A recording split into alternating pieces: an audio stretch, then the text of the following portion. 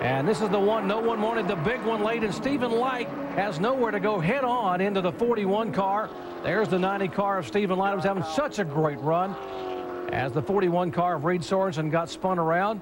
And looks like the 66 car of Stephen Wallace might have gotten a little tap. His car abruptly turned sideways, and boy, that Stephen Wallace cannot catch a break either. They have had miserable luck the last 3 or 4 events. And here's our in-race reporter in the Aaron's Green Machine, and there's of Stephen Wallace. Says heavy damage on the front and rear. Reed Sorensen's Dodge for Chip Ganassi Racing. A lot of good race cars torn up in this wreck. From the Goodyear blimp, watch the 66 car.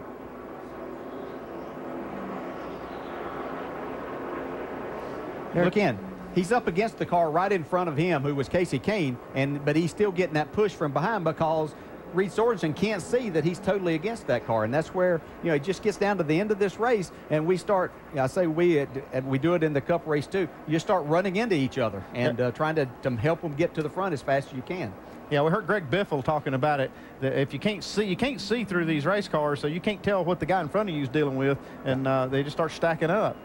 Can't really put the blame on one person here. It's just all kind of shared back through there. Yeah, I'm sure Stephen, he's probably got a foot on the brake because he's right against the 9 car, but he's getting hit hard from behind, and then he just shoots him right out of the pack.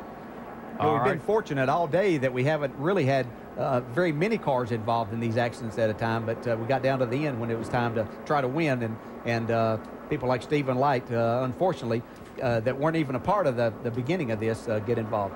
Well, at least a half a dozen cars damaged in this big one here with less than 10 laps to go. As you're right on board with Stephen Light in his City Financial Ford, let's watch what he saw just a moment ago off of turn 2. This is why I'm hot.